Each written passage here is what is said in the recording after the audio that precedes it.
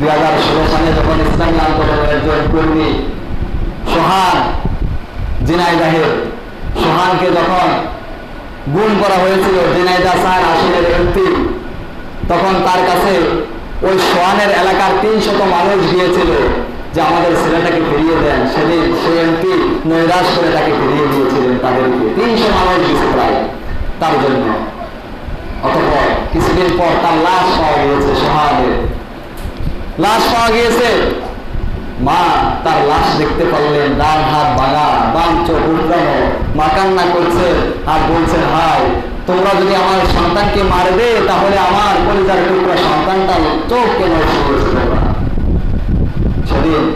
সেদিনের মজলুম মায়ের আর্থনাদ আল্লাহ কবুল করে নিয়েছেন। তার কারণ মজলুম আর আল্লাহর মাঝে, মজলুমের বদদুয়া আর আল্লাহর মাঝে কোনো পর্দা থাকে না। আজকের এই সময়ে আসে দেখছি আমরা সেই এমপি ভারতের মাটিতে তাকে টুকরো টুকরো করে ফেলা হয়েছে।